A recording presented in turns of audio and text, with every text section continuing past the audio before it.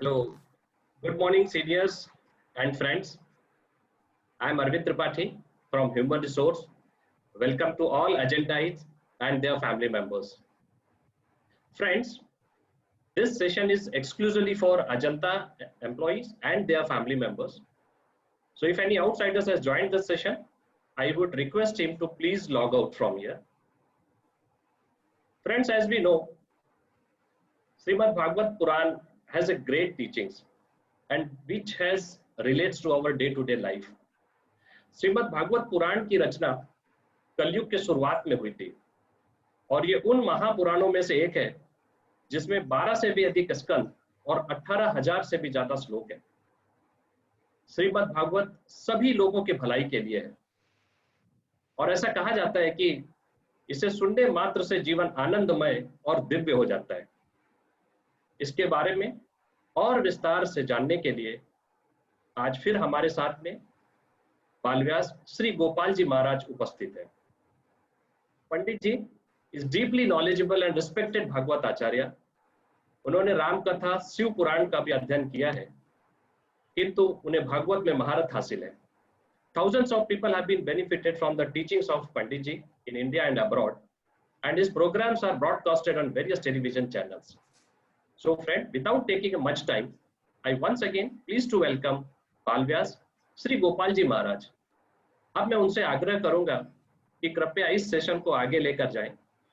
Now I will hand over session to Pandit ji. Pandit ji please.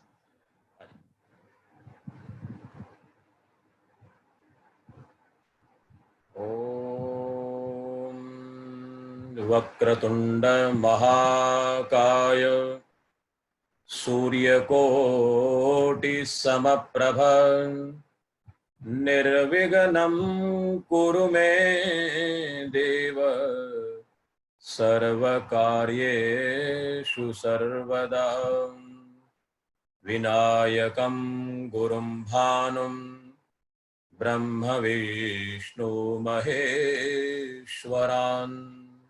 सरस्वतीं प्रणम्यादौ सर्वकार्यार्थसिद्धये कृष्णाय वासुदेवाय हरये परमात्मने प्रणतक्लेशनाशाय गोविन्दाय नमो नमः।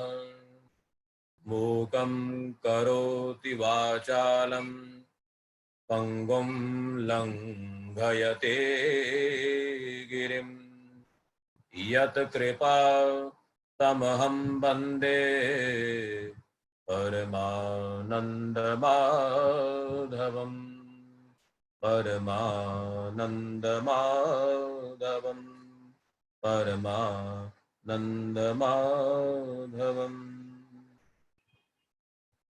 सभी को जय श्री कृष्णा, राधे राधे। बड़ी मंगल शुभकामना।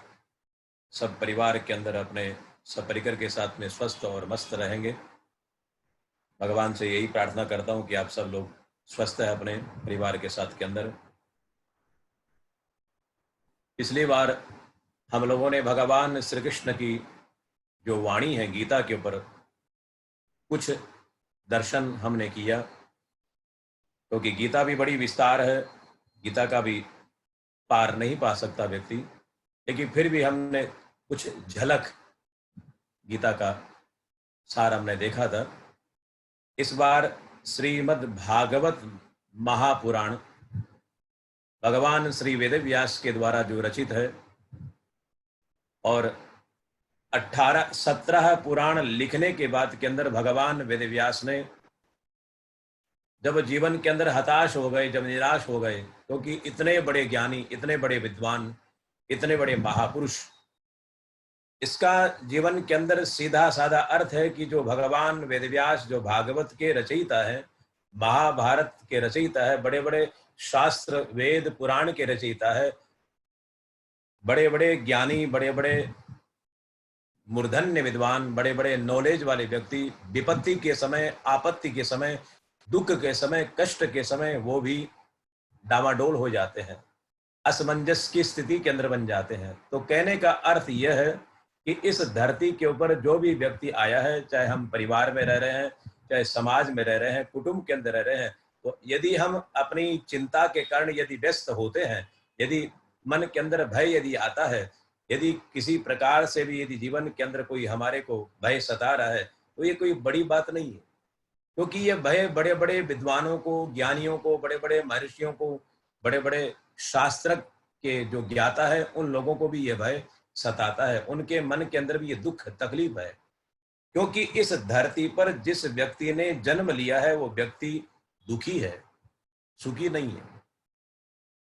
जितने भी अवतार भगवान के इस धरती के ऊपर हुए हैं, संपूर्ण अवतारों के अंदर किसी भी परमात्मा को हर वक्त हर समय सुखी नहीं पाया गया।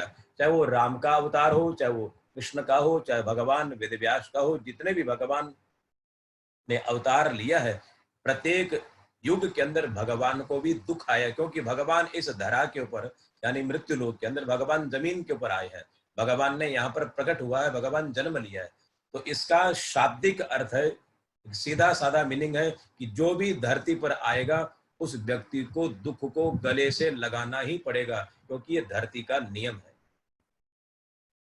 तो आज जो हम चर्चा कर रहे हैं भागवत पुराण की, भागवत पुराण के अंदर जैसे त्रिपाठी जी ने आपको थोड़ा सा परिचय बताया है कि भागवत पुराण नहीं, भागवत महापुराण है। शिव पुराण है, गरुड़ पुराण है, पद्म पुराण है, स्कंद पुराण है। जितने भी आपने आज तक पुराणों के जो नाम सुने हैं, उनके आगे पुराण शब्द जुड़ा हुआ है। लेकिन आज जो हम चर्चा करने जा रहे हैं, थोड़ी सी जानकारी जिसके लिए जा रहे हैं, उसका नाम है श्रीमद् भागवत महापुराण। और महाशब्द जिस शब्द के आगे लग जाता है, उसकी महिमा, गरिमा, उसकी वैल्यू बहुत ज्यादा बढ़ जाती है।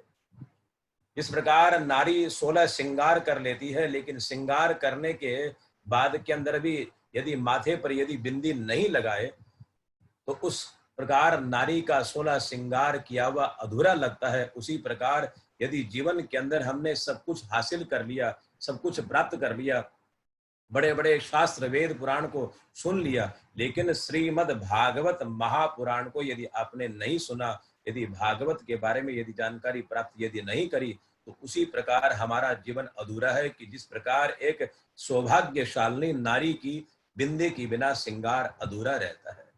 तो हम अपने जीवन को परिपूर्ण करने के लिए भागवत को देखें, भागवत को सुने, भागवत को श्रवण करें जब भी आपको मौका मिले। भागवत एक जीवन साथी है। भागवत एक आपके विपत्ति के समय, दुख के समय, तकलीफ के समय, कष्ट के समय आपको एक साथ देने वाला आपका मित्र है। आप भागवत को ईश्वर का रूप लेकर के मत मानिए, क्योंकि भागवत के अंदर भगवान श्री कृष्ण ने कहा है कि आपके जीवन के अंदर कहीं पर भी कोई यदि अभाव लग रहा है, आपको अच्छा मित्र यदि नहीं मिल रहा, दोस्त नहीं मिल रहा, तो आप भागवत से जुड़िए, अपने आपको भागवत को अपना मित्र बनाइए।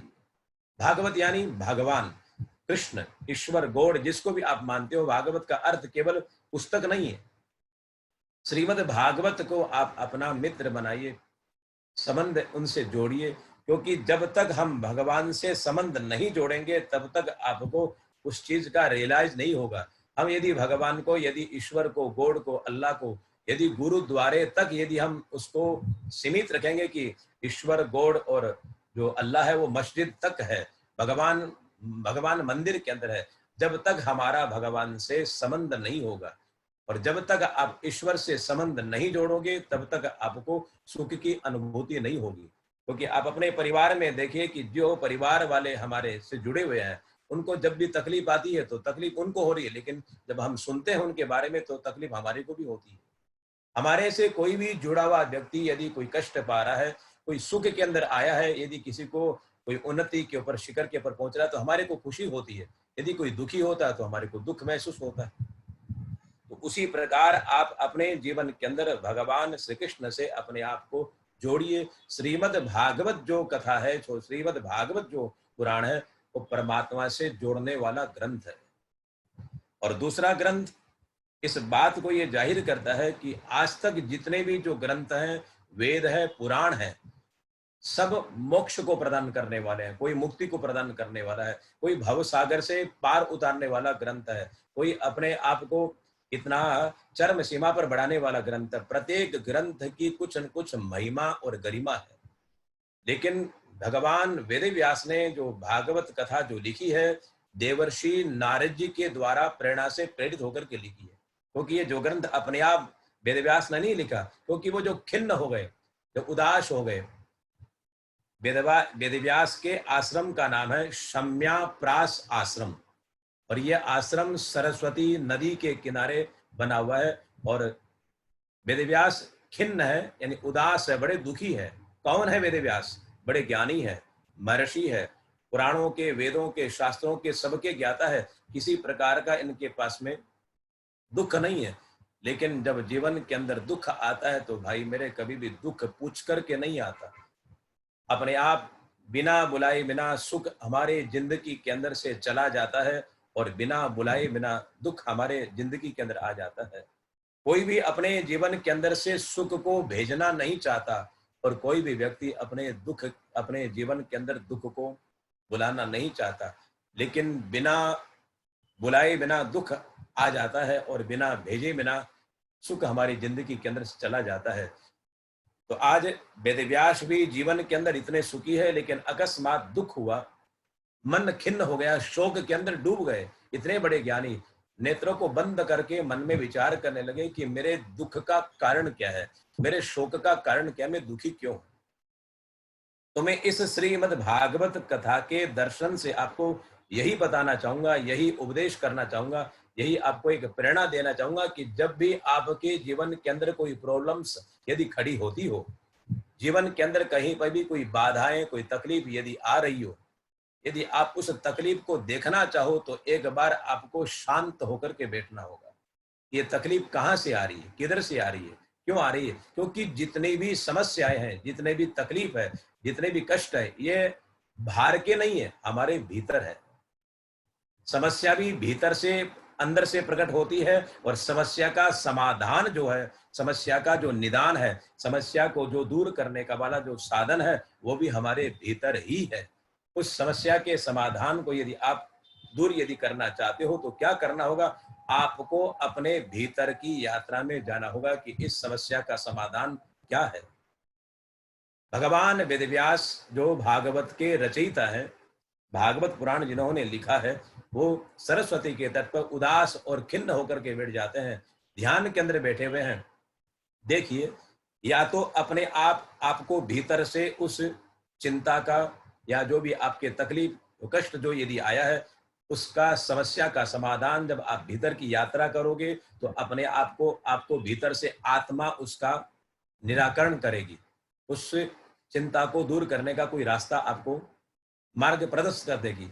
यदि आपके भीतर से यदि उसका जवाब नहीं आ रहा है तो ईश्वर जिसको आप मानते हो वो किसी व्यक्ति के अंदर प्रवेश करके, किसी के द्वारा, किसी को निमित्त बना करके भगवान आपके जीवन के अंदर भेज देगा, और भेज करके उस तकलीफ को दूर करने का रास्ता आपको बताएगा।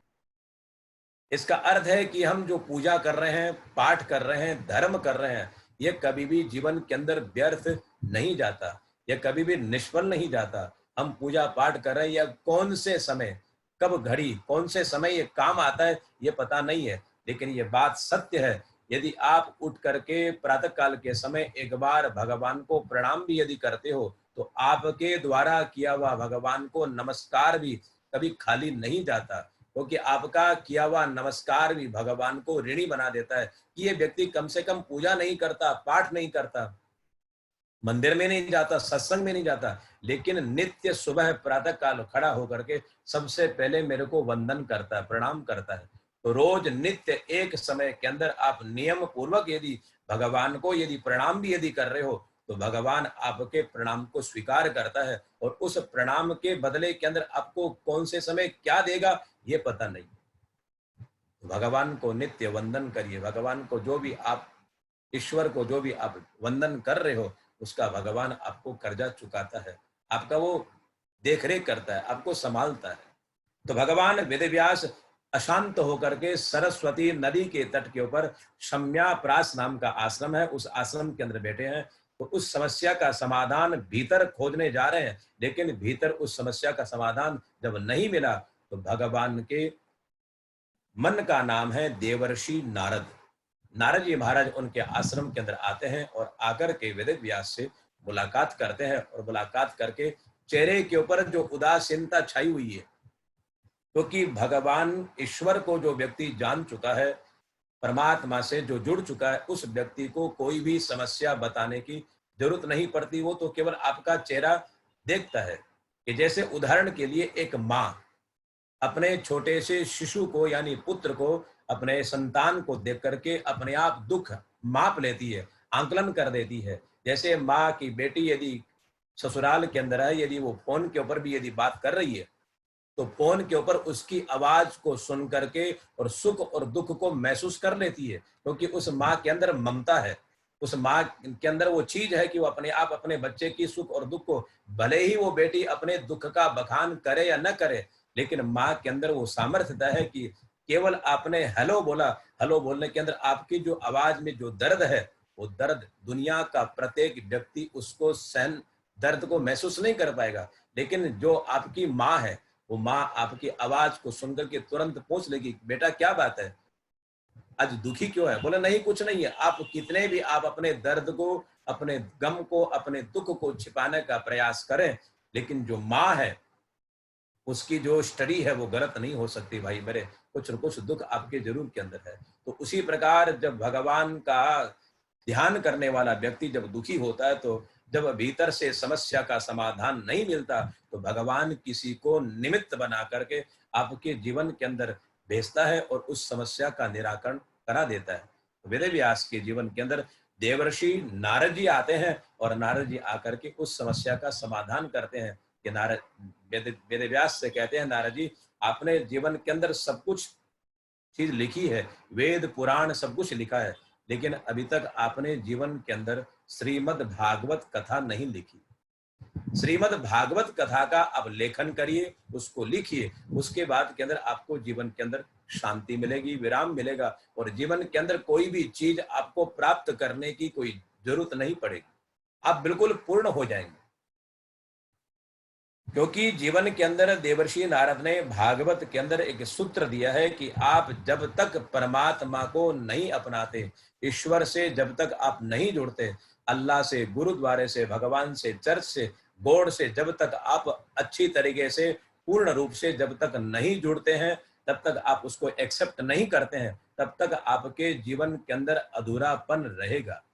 आप अपने आप को पूर्ण करना चाहते हो कि मेरे जीवन के अंदर कोई अभाव नहीं रहे, कोई कमी नहीं रहे, तो एक ही उसका रास्ता है कि भगवान से जब तक आप जुड़े रहेंगे, और आपके केवल मंदिर, मस्जिद, चर्च और वहां तक उसको सीमित मत रखिए, उस परमात्मा को अपने भीतर महसूस कीजिए।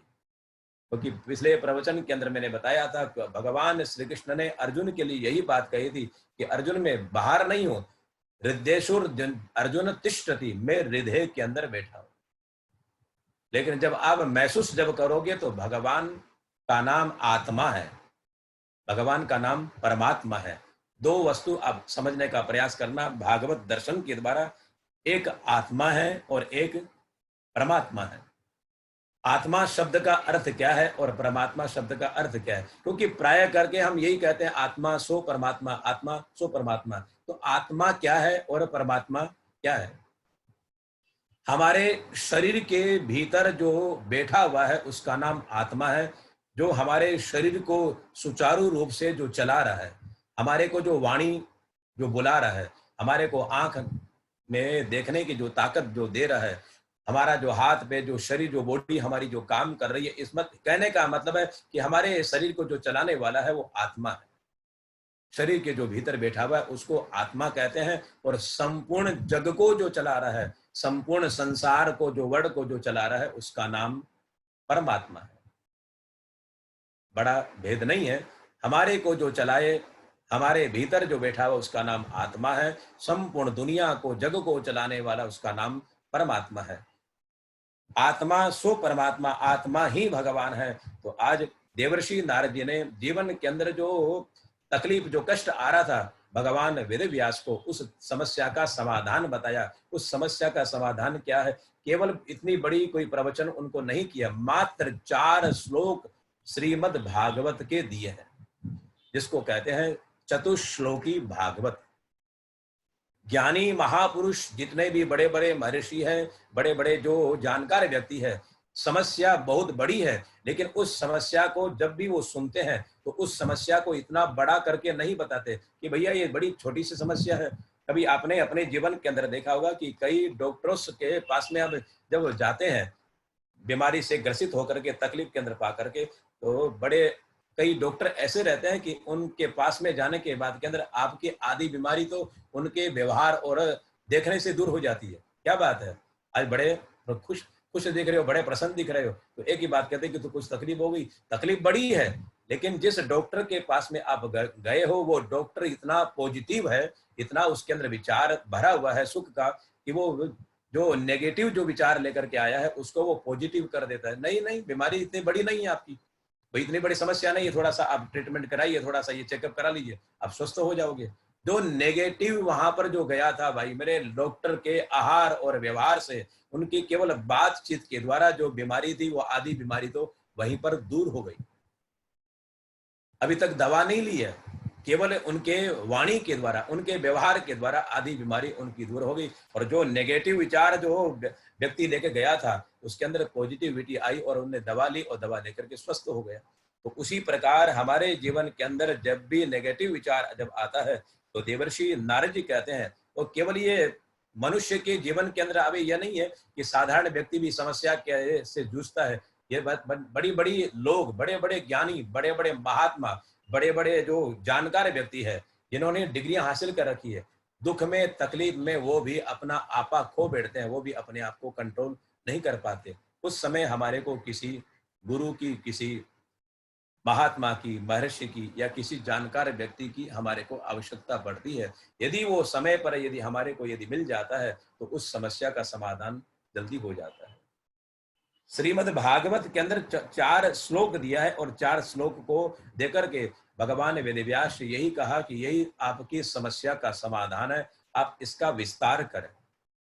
समस्या इतनी बड़ी है, लेकिन इस समस्या को आप इस रूप से इस समस्या का निदान कर दीजिए। तो उस समस्या को देख करके श्रीमद् भागवत जो 4 श्लोक भगवान वेदव्यास जी को जो मिला है, भगवान वेदव्यास ने उसी का विस्तार करके श्रीमद् भागवत महापुराण लिखा। जो 18 त्रिपाठी जी ने आपको बताया है कि महापुराण के अंदर 18,000 श्लोक है। श्रीमद् भागवत पुराण के अंदर 12 स्कंद है, 335 अध्याय श्रीमद् भागवत शास्त्र के अंदर है। और यह भागवत शास्त्र केवल मुक्ति का, केवल मोक्ष का ग्रंथ नहीं है। श्रीमद् भागवत को मृत्यु सुधारने का ग्रंथ माना गया है। कौन सा ग्रंथ है? यह मृत्यु को सुधारने वाला ग्रंथ है।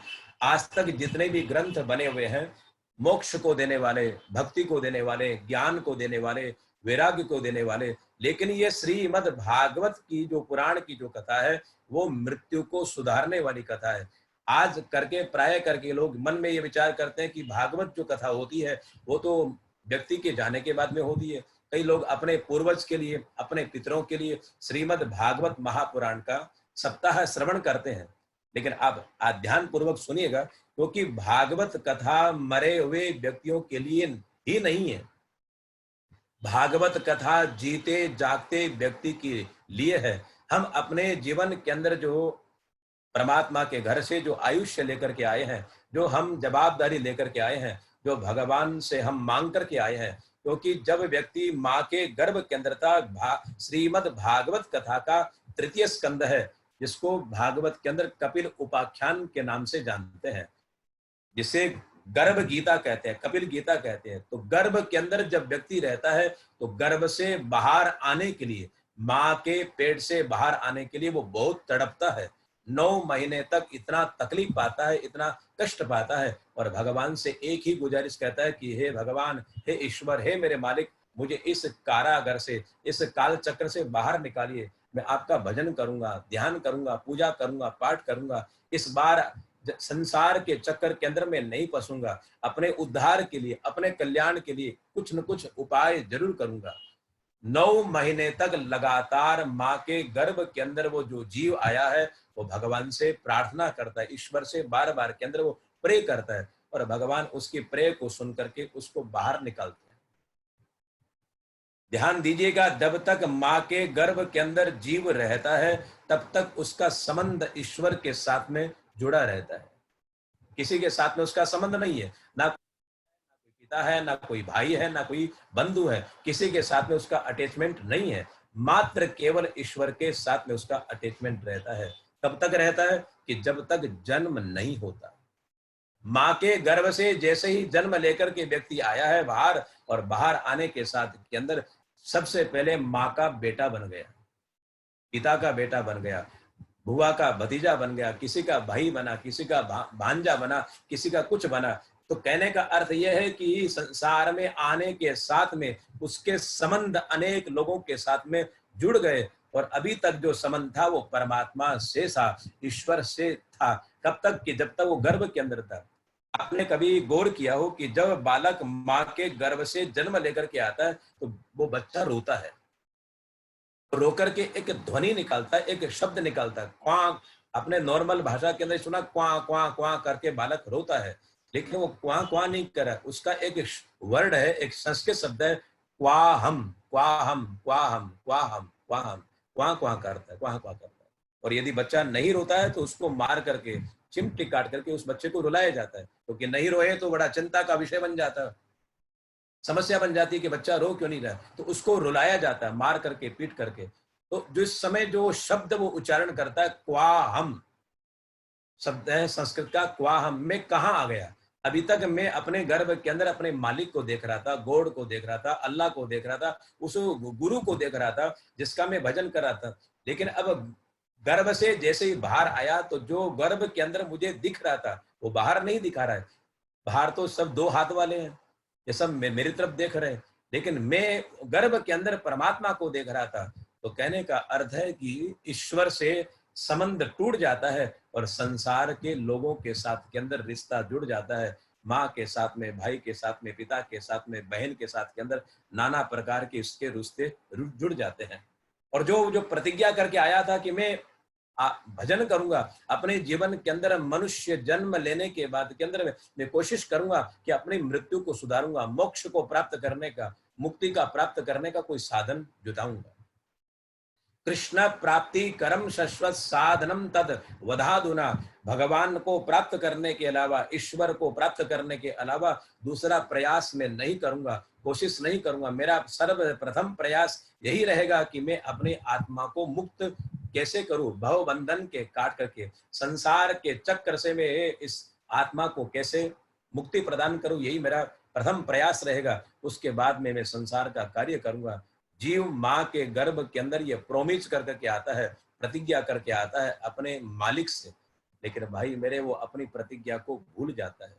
तो श्रीमद् भागवत की जो कथा आज जो दर्शन करने जा रहे हैं, ये श्रीमद् भागवती कथा व्यक्ति के जो माँ के गर्भ के अंदर जो उन्होंने प्रोमिस किया है, जो प्रतिज्ञा करी है, उस प्रतिज्ञा को जगाते हैं कि बेटा तू संसार के अंदर आया है, व्यापार कर रहा है, बहुत अच्छी बात है, परिवार का पालन पोषण कर रहा है, संसार में यश ख्याति तू प्राप्त कर रहा है, बहुत अच्छी बात है, लेकिन एक इस बात का ध्यान रख कि तेरा केवल उद्देश्य, तेरा केवल मकसद उन्नति प्राप्त करना नहीं है, फैक्ट्रियां लगाना काम नहीं है, व्यापार चलाना तेरा काम नहीं है। तू ये कर रहा, बहुत अच्छी बात है, तुझे खुशी मिल रही है, अपने परिवार को तू अच्छा देख रहा है, लेकिन तेरा जीवन क्या है, तेरे आने का मकसद क्या है? तो अपने मृत्यु को सुधारने के लिए आया है। तो श्रीमद् भागवत की जो कथा है भाई मेरे, वो मृत्यु को सुधारने का ग्रंथ है कि हम किस तरीके से अपने आप को प्रिपेयर करें, अपने आप को किस तरीके से तैयारी करें कि मृत्यु जब आवे तो हमारे को तकलीफ नहीं हो, हमारे को कष्ट नहीं हो, हम घबराए नहीं, हम भयभीत नहीं हो गए। भारत का एक साधु है जिसका नाम कबीर है, आप सब लोग जानते हैं कबीर जी महाराज को, कौन नहीं जानता संसार के अंदर।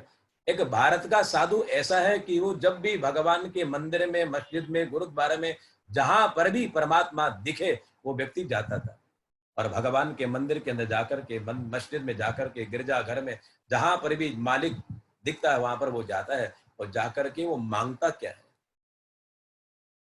अपनी झोली को फैला करके वो कबीर, भारत का साधु, वो संत, वो फकीर, वो महात्मा भगवान से मृत्यु मांगता है।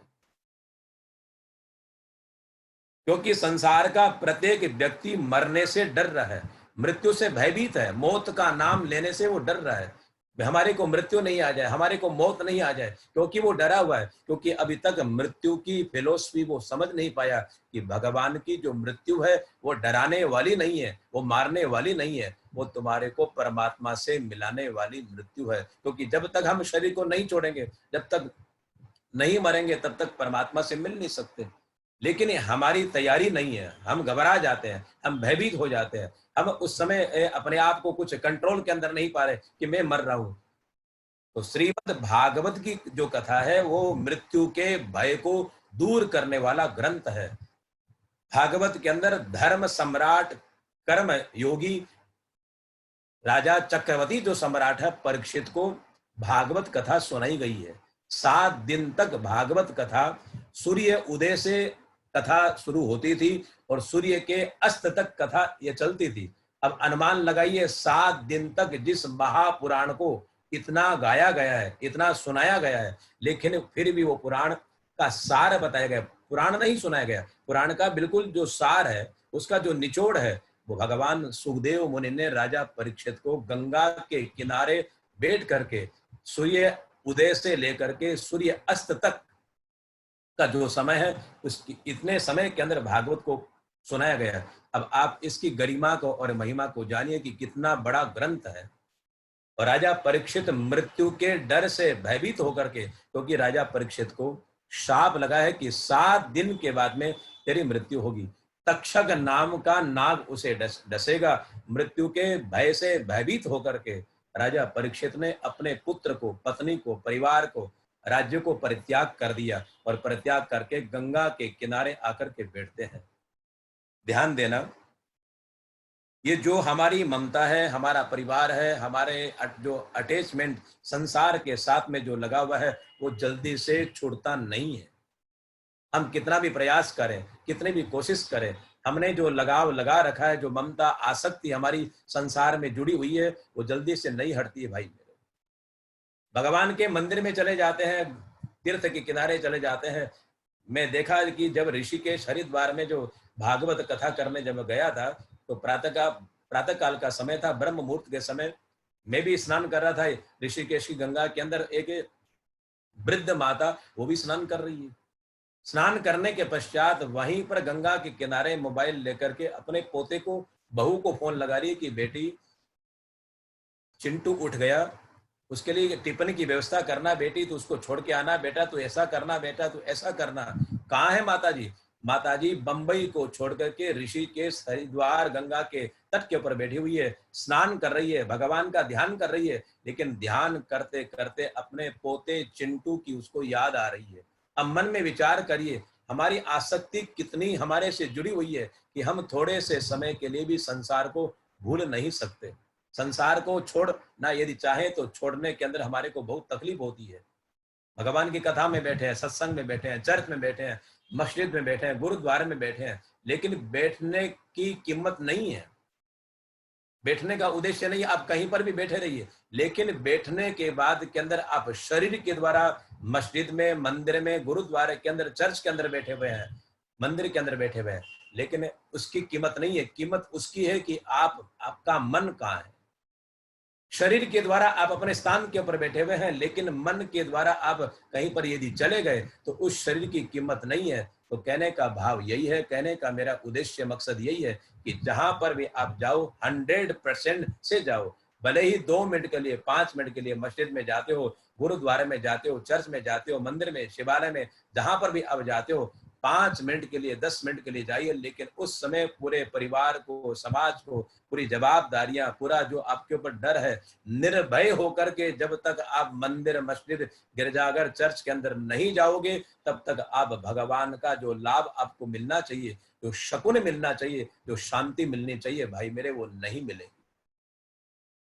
जिस प्रकार एक तैरने वाला, स्विमिंग करने वाला व्यक्ति जब जाता है, हाथ में अंगूठियां पहन रखी है, गले में चैन पहन रखी है, बड़े बड़े सुंदर सुंदर उसने कपड़े पहन रखे, यूनिफॉर्म पहन रखा है, लेकिन जब तक वो उसको नहीं उतारेगा, जब तक उनको खोल करके फ्रीडम नहीं होगा स्विमिंग करने के लिए, तब तक उसका वो आनंद नहीं ले सकता। हम जैसे हैं वैसे ही जाते ही अपने तालाब के अंदर या नदी के अंदर आपने तैरना प्रारंभ कर दिया, आपने स्विमिंग करना शुरू कर दिया, तो हमारे जो कपड़े हैं, हमारे जो वस्त्र, वो हमारे लिए, शरीर के लिए भार बन जाएगा, आपको फ्री नहीं रहने देगा। उसी प्रकार मेरे कहने का मतलब यह है कि एक स्विमिंग करने जब व्यक्ति जाता है तो बिल्कुल अपने ऊपर जितने भी अपने जो वजन है, घड़ी को, ब्रासलेट को, जो भी कपड़ा पहन रखा है, उन कपड़े को अलग कर देता है। अपने आप को बिल्कुल हल्का फुल्का बनाने के लिए स्विमिंग ड्रेस पहन करके वो व्यक्ति स्विमिंग करने के लिए जाता है, तो उसका वो आनंद लेता है, उसमें वो जाकर के एंजॉय करता है। उसी प्रकार जब भी आप मस्जिद में जाए, गुरुद्वारे में जाए, चर्च में जाए, भगवान के मंदिर में जाए, तो बिल्कुल अपने आप को फ्रीडम करके जाए, अपने आप को बिल्कुल खाली करके जाए। उस समय कोई भी भार, कोई भी वजन, कोई भी जवाबदारी आपके सिर के ऊपर नहीं हो। यदि वहां पर जाने के बाद में जवाबदारी आपके पास में यदि है, तो कहने का अर्थ है कि वहां पर जाना बेकार है। भले ही 2 मिनट के लिए जाइए, भले ही 1 मिनट के लिए जाइए, लेकिन जिस समय आप जा रहे हो, ये एक बार में नहीं होगा। ये कहना बड़ा इजी है, बड़ा सरल है, लेकिन इसको जो निभाना है बड़ा कठिन है। लेकिन आप रोज ये प्रयास करोगे कि मैं कम से कम मंदिर में, मस्जिद में, गुरुद्वारे में आकर के मैं अपने परिवार को याद नहीं करूं, अपने मित्रों को, अपने संसार के लोगों को मैं याद नहीं करूं, क्योंकि ये स्थान उनके लिए नहीं है। ये स्थान मेरे अल्लाह को, मेरे गुरुद्वारे को, मेरे भगवान को, मेरे ईश्वर को, मेरे को गॉड को याद करने का ये स्थान है। यहाँ पर आकर के मैं संसार के लोगों से नहीं जुड़ूं। तो ये मंदिर में जाने का अर्थ है कि संसार से रिश्ता तोड़ना और ईश्वर से रिश्ता जोड़ देना, ये मकसद है। तो भगवान वेद व्यास ने श्रीमद् भागवत जो कथा लिखी है, वो कथा इसलिए लिखी है कि संसार का प्रत्येक व्यक्ति जो भी यहाँ पर जन्म लेकर के आया है, प्रत्येक व्यक्ति अपने मृत्यु को सुधारे, अपना अगला जन्म सुधारे, अपने जीवन को वो एक्टिवेट करे कि हम जीवन के अंदर बार बार में जो जन्म लेते हैं, बार बार के अंदर हमारा आना है, जो जाना है, तो बार बार के अंदर नहीं हो। इस संसार से मुक्त होकर के हम कैसे निकल जावे, ये हमारा बड़ा ग्रंथ होना चाहिए। भागवत के अंदर भगवान वेदव्यास कहते हैं कि यदि आप अपने परिवार से जुड़े हुए हैं, परिवार से यदि आप जुड़े हुए हैं, तो आपको किसी भी व्यक्ति के साथ में सामने झुकने की आवश्यकता नहीं पड़ेगी। व्यक्ति कब टूटता है कि जब परिवार के लोगों से टूट जाता है। भले ही आप सामने से स्माइल पास कर रहे हैं, बार बार के अंदर आप हंस रहे हैं, लेकिन भीतर से व्यक्ति टूटा हुआ है। कौन टूटता है भीतर से? कि जिस व्यक्ति को अपने परिवार का, अपने कुटुंब का, अपने फैमिली का साथ नहीं रहता, तो उस व्यक्ति को टूट जाता है। और यदि आप परिवार से जुड़े हुए हैं, परिवार आपका इकट्ठा है, और लिखते हैं कि संगौ शक्ति कलौ युगे, कलयुग के अंदर यदि आप अपने आप को बलशाली बनाना चाहते हो, शक्तिशाली बनाना चाहते हो, तो श्रीमद् भागवत के अंदर भगवान श्री कृष्ण ने एक ही संदेश दिया है कि आप अपने परिवार से, अपने कुटुंब से बिल्कुल जुड़ करके रहिए। क्योंकि धागा जब एक से अनेक जुड़ता है तो भाई मेरे उसकी रस्सी बन जाती है। उस रस्सी को यदि कोई तोड़ना चाहे, यदि कोई काटना यदि चाहे, तो वो जल्दी से छिन्न भिन्न नहीं होती। लेकिन एक पतला सा यदि धागा रहे तो कोई भी व्यक्ति उसको तोड़ सकता है। उसी प्रकार अपने आप को यदि मजबूत बनाना चाहते हो, तो भगवान श्री कृष्ण यही कहते हैं कि अपने आप को परिवार से जोड़ करके हमेशा रखिए, पिता से, माता से, भाई से। क्योंकि संसार के अंदर तुम्हारे अंत समय के अंदर, तकलीफ के समय, कष्ट के समय साथ देने वाला आपका परिवार ही है। परिवार के अलावा आपको साथ नहीं देगा। श्रीमद् भागवत के अंदर भगवान वेद व्यास ने महात्म्य के अंदर, महात्म्य का अर्थ है कि भागवत की महिमा, सच्चिदानंद रूपाय विश्वोत्पत्त्यादि हेतवे तापत्रय विनाशाय श्री कृष्णाय वयं नमः। सच्चिदानंद रूपाय विश्वोत्पत्त्यादि हेतवे तापत्रय विनाशाय श्री कृष्णाय वयं नमः। हम उन परमात्मा के चरणों के अंदर वंदन कर रहे हैं। कौन परमात्मा? जो सच्चिदानंद है, सत है, चित है और आनंद है। भागवत के अंदर वेदव्यास ने भगवान का इंट्रोडक्शन कराया है कि भगवान कौन है, भगवान कैसे हैं। कि जब मंदिर में जाते हैं तो भगवान कहीं पर सोने के रूप में दिखाई देते हैं कि जो मूर्ति है वो सोने के रूप में है, कहीं पर लोहे के रूप के अंदर है, कहीं पर भगवान लकड़ी के बने हुए हैं, कहीं पर भगवान लोहे के बने हुए हैं। अलग अलग मंदिर के अंदर भगवान अलग अलग धातु के रूप के अंदर आपको दिखाई देंगे। तो प्रश्न अब ये उठता है कि क्या भगवान लकड़ी के हैं, क्या भगवान सोने के हैं, क्या भगवान चांदी के हैं। तो ये जो हमारे जीवन के अंदर प्रश्न है, उस प्रश्न का जवाब भागवत का महात्म्य का पहला श्लोक ये उत्तर दे रहा है कि भगवान लकड़ी के नहीं है, भगवान सोने चांदी के बने हुए नहीं है। भगवान कैसे बने हुए हैं? सच्चिदानंद रूपाय विश्वोत्पत्त्यादि हेतवे तापत्रय विनाशाय श्री कृष्णाय वयम नमः। हम उस परमात्मा को वंदन करते हैं, उस गॉड को नमन करते हैं। कौन से गॉड को? कि जो भगवान सच्चिदानंद है। सच्चिदानंद के अंदर आप तीनों को अलग अलग सुनिए, सत चित और आनंद। अलग अलग शब्द है, सत चित आनंद। जब तीनों को मिश्रित कर देंगे, मिक्स कर देंगे, तो इसका विशाल रूप बनता है सच्चिदानंद। तो ईश्वर का एक नाम है सच्चिदानंद। सत्य का अर्थ है कि जो कभी भी विनाश नहीं होता, कभी भी उसका अभाव नहीं होता। भगवान से सृष्टि बन रही है, लेकिन भगवान कभी खत्म नहीं होता, नष्ट नहीं होता। लेकिन भगवान से जो बन रहा है संसार, वो नष्ट हो जाता है। आकाश से बादल बनते हैं, लेकिन आकाश कभी नष्ट नहीं होता, आकाश हमेशा विद्यमान रहता है। और बादल बनते हैं, बिगड़ते हैं और नष्ट हो जाते हैं। उसी प्रकार परमात्मा हमेशा शाश्वत है, नित्य है, वो कभी भी समाप्त नहीं होता। पहला लक्षण। दूसरा रूप कि भगवान को हम कैसे जाने, भगवान कहाँ है? तो सच्चिदानंद रूपाय, भगवान का दूसरा रूप है चित रूप। चित रूप के अंदर परमात्मा बैठा हुआ है।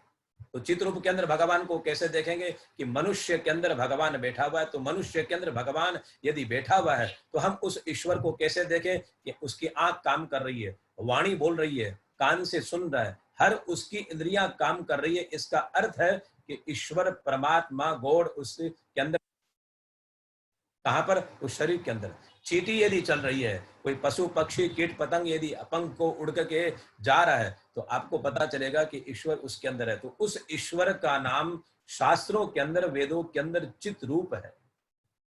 चींटी के अंदर, जीव के अंदर, जंतु के अंदर, जहां पर भी आपको हलचल यदि दिखाई देती है, भगवान वहां पर विराजमान है। रामचरितमानस के अंदर गोस्वामी जी महाराज सबको प्रणाम इसलिए करते हैं कि सी राममय सब जग जानी, करहूं प्रणाम जोर जुग पानी। मैं सबको प्रणाम करता हूं। बोले सबको प्रणाम क्यों करते हो? क्योंकि जो परमात्मा इस संसार के अंदर है, वो कोई भी ऐसी जगह नहीं है कि जहां पर ईश्वर नहीं है, परमात्मा का वास नहीं है। लेकिन आज सबसे बड़ी दुख की बात, बड़ी तकलीफ की बात, बड़े कष्ट की बात यह है कि हर व्यक्ति यदि कोई संघर्ष यदि कर रहा है, तो केवल संघर्ष किस नाम पर?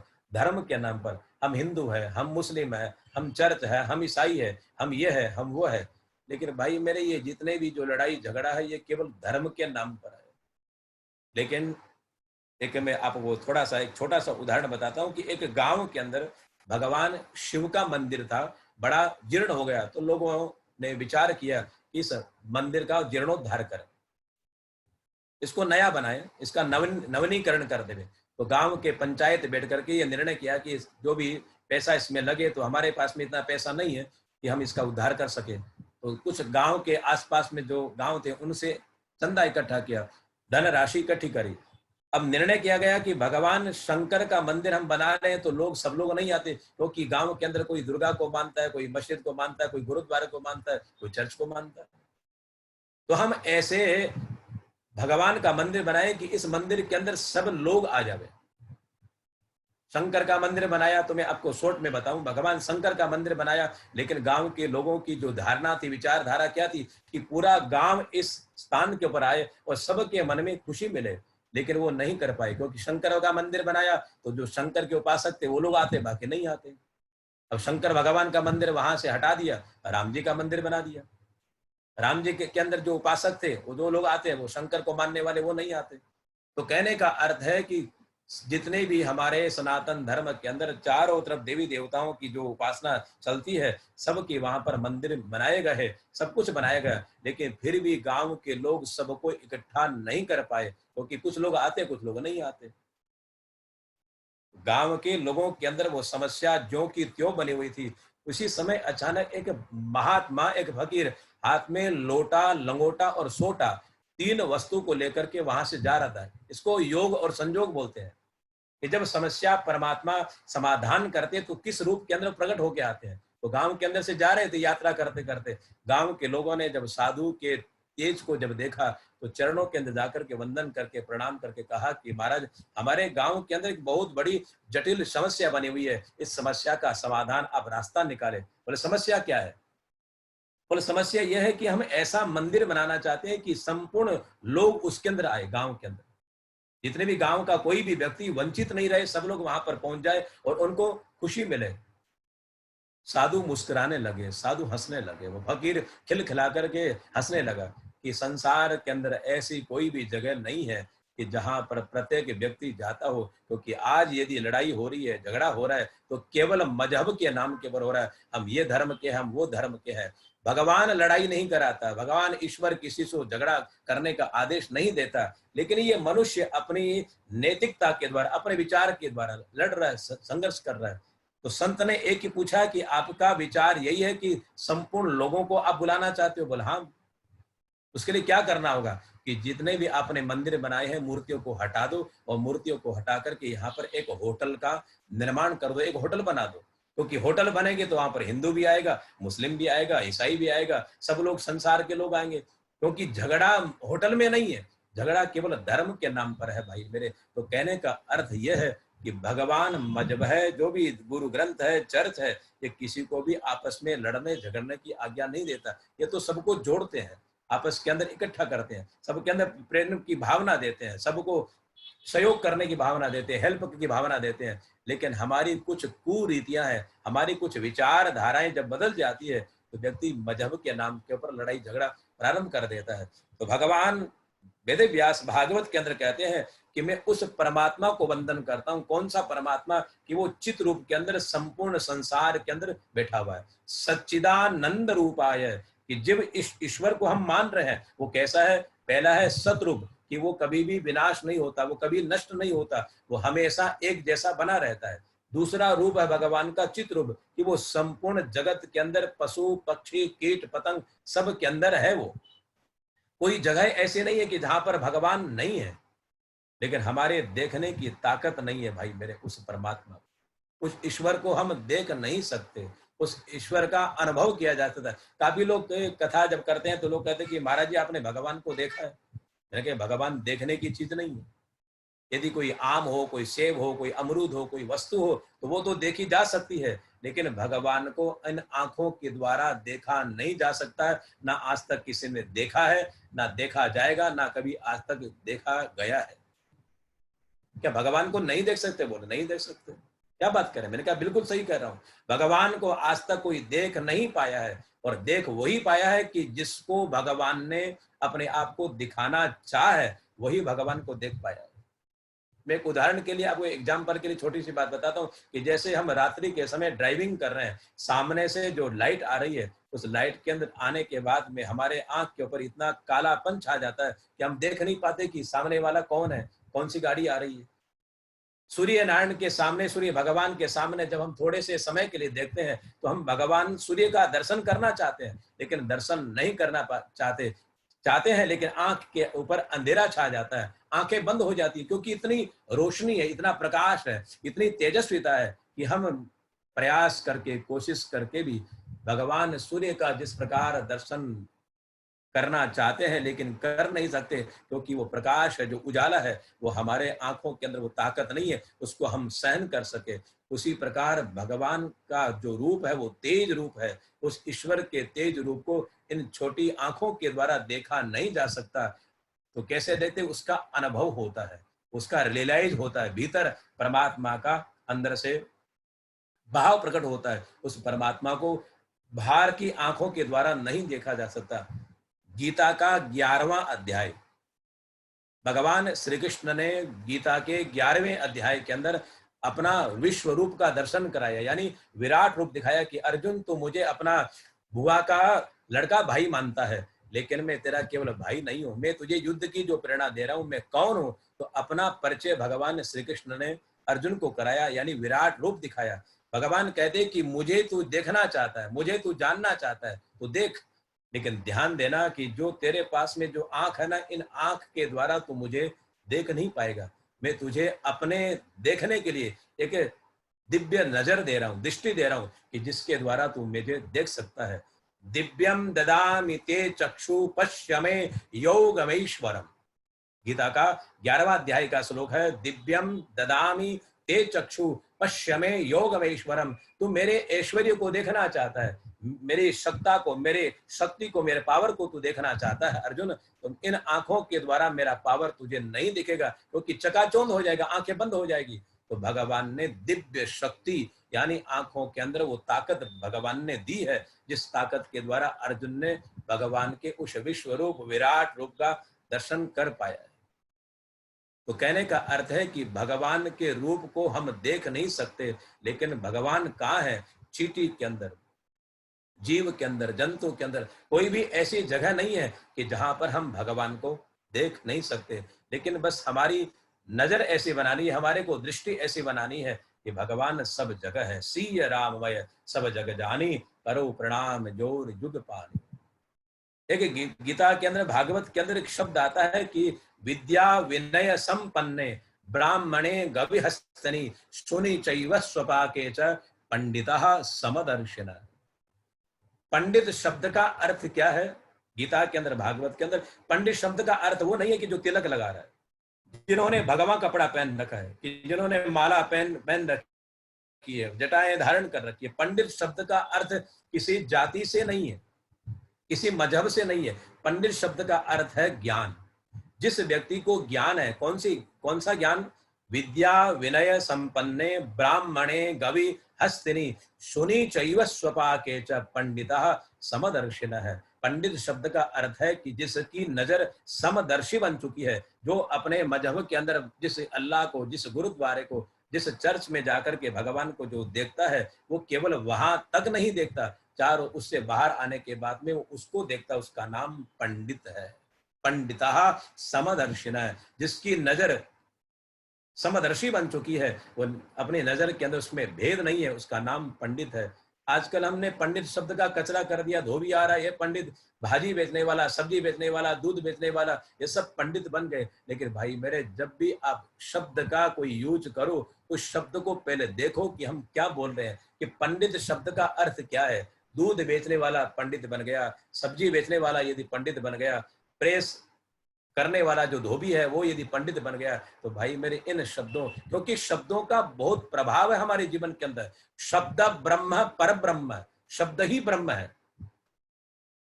जीवन के अंदर शब्द की परोसकारी करने यदि आपको आ गई, भाई मेरे, जीवन के अंदर आपको कोई दुखी नहीं कर सकता। आप जीवन के अंदर कभी भी अशांत नहीं हो सकते। प्रत्येक व्यक्ति अपने जीवन के अंदर एक कला है शब्द को परोसने की, कि कौन से व्यक्ति के पास में जाकर के हम कौन से वर्ड को यूज करें, हम क्या बोले, कैसे बोले, क्या ढंग है, क्या तरीका है। यदि आपके जीवन के अंदर ये संग ढंग यदि आ गया, तो भाई मेरे, आप जीवन के अंदर सुखी हो सकते हैं। तो श्रीमद् भागवत महापुराण के द्वारा शब्द बोलने की ताकत मिलती है, एक ज्ञान मिलता है। सच्चिदानंद रूपाय, भगवान श्री कृष्ण का तीसरा रूप है आनंद का रूप। आनंद का अर्थ है कि हम भगवान को कैसे जाने। भगवान का, कि भगवान धरती के ऊपर आए हैं, हर समस्या भगवान के जीवन के अंदर आई है, तकलीफ आए हैं, कष्ट के अंदर आए हैं, लेकिन भगवान कभी भी गम के मारे डूबे नहीं। भगवान के चेहरे पर हमेशा मुस्कान रही है, भगवान का चेहरा हमेशा खिला हुआ रहा है। भगवान का जन्म, यदि आप जानना चाहें भगवान कृष्ण के बारे के अंदर, तो इतनी तकलीफ, इतना कष्ट, इतनी ही भगवान के जीवन के अंदर समस्या आई है, उतनी समस्या तो आज तक किसी के जीवन के अंदर आई नहीं। भगवान का जन्म यदि होता है तो कारागार के अंदर होता है। भाई मेरे, रात के 12 बजे हो रहा है, भगवान भय से भयभीत होकर के अपने आप को बचाने के लिए अपने माँ बाप से, पिता से कहते हैं कि मुझे रातों रात आप गोकुल पहुंचा दो। जिसके जीवन के अंदर जन्म लेने के साथ के अंदर दुख के बादल यदि मंडरा रहे हैं भाई मेरे, तो भगवान जो श्री कृष्ण का जो जीवन है भाई मेरे, वो शांतिमय नहीं है, क्रांतिमय जीवन है। लेकिन जब भगवान रात के 12 बजे डलिया के अंदर बैठ करके जब वसुदेव जी लेकर के जा रहे हैं, तो भगवान के चेहरे पर उस समय भी मुस्कान है, उसके चेहरे पे भगवान हंसी है। जब रातों रात गोकुल के अंदर गए हैं, भगवान के जीवन के अंदर इतने कष्ट आए, इतने दुख आए, लेकिन भगवान श्री कृष्ण कहते हैं कि गृहस्थ आश्रम के अंदर यदि आप रहना चाहते हो तो जीवन के अंदर मुस्कुराहट को हमेशा अपना धन मानना, अपनी सच्ची संपत्ति यदि आप कमाना चाहते हो तो हमेशा स्माइली फेस रखना। तकलीफ आएंगे, दुख आएंगे, कष्ट यदि आएंगे, लेकिन जीवन के अंदर यदि आपके चेहरे पर यदि प्रसन्नता रहेगी तो समझ लेना कि भगवान की कृपा आपके ऊपर है, आप ईश्वर का भजन कर रहे हैं। देखना, आप संसार के अंदर काफी लोग गम के मारे हैं, दुख के मारे हैं, तकलीफ के मारे हैं, लेकिन जीवन के अंदर जब भी वो बात करते हैं, जब भी कहते हैं, उनके चेहरे पर एक अलग स्माइल रहता है, उनके ऊपर एक चेहरे पर हंसी रहती है। इसका अर्थ है कि व्यक्ति अंदर से टूटा हुआ है, लेकिन वो सारा ले रखा है भगवान के भजन का, भगवान के सत्संग का, किसी को उसको सारा मिला हुआ है। तो अपने आप को यदि भाई मेरे टूटने नहीं देना चाहते हो तो हमेशा स्माइल करिए। और ये प्रसन्नता कहां से मिलेगी? श्रीमद् भागवत के अंदर भगवान श्री कृष्ण कहते हैं कि जब आप आनंद के अंदर खुद रहोगे तो अपने आप के अंदर भाई मेरे जो भी आपसे लोग जुड़ेंगे वो स्वयं आनंदित हो जाएंगे। प्रत्येक व्यक्ति के बारे में यदि हम आपको बताऊं, यदि कोई डॉक्टर के पास में जा रहा है, डॉक्टर यदि खुद आनंद है, आनंद के अंदर डूबा हुआ है, शांत यदि बैठा हुआ है, तो आप प्रसन्न होकर के जब आप पेशेंट से जब बात करोगे, मरीज से जब बात करोगे, तो जब आप खुश होकर के जब मरीज से बात करोगे तो उसकी आधी बीमारी वैसे ही दूर हो जाती है। कोई वकील है, कोई डॉक्टर है, कोई चार्टर्ड अकाउंटेंट है, जहां जहां पर भी आप कोई भी कार्य यदि आप कर रहे हो तो भाई मेरे भागवत दर्शन के द्वारा जीवन के अंदर एक छोटा सा सूत्र लेना। कोई भी आपसे मुलाकात करे, जब भी उसके ऊपर नजर पड़े तो आप हंसे, हंस करके बात करें, आप मुस्कुरा करके बात करें। कोई भी छोटा भी व्यक्ति यदि आप अपने जीवन के अंदर हंसने का प्रयास करें, कोशिश करें, आदत डालें, स्माइली फेस रखें। और आज सबसे बड़ी तकलीफ की बात, सबसे बड़े कष्ट की बात, सबसे बड़े दुख की बात यह है कि आज व्यक्ति हंसना भूल गया, हंसना नहीं रहा, उसके पास में स्माइल नहीं है, क्योंकि इतना कष्ट, इतनी जवाबदारियां, इतने इसके ऊपर भय आ गया कि व्यक्ति जो हंसना चाहिए था वो हंसना भूल गया। और मैं आपको एक सबसे बड़ी बात बताऊं, भगवान ने 84 लाख योनि बनाई है इस संसार के अंदर। योनियां कितने? 84 लाख योनियां हैं, लेकिन 84 लाख योनियों के अंदर किसी भी व्यक्ति के पास में हंसने की कला मानव के अलावा किसी को भगवान ने नहीं दी है। केवल मानव ही हंस सकता है। आपने कभी बिल्ली को, कभी कुत्ते को, कभी गधे को हंसते हुए देखा है? वो हंसता नहीं है। और यदि वो आपके पास में आकर के यदि हंसने लग जावे तो आपका जीवन क्या होगा? आप भाग जाओगे डर के मारे कि ये क्या हो रहा है।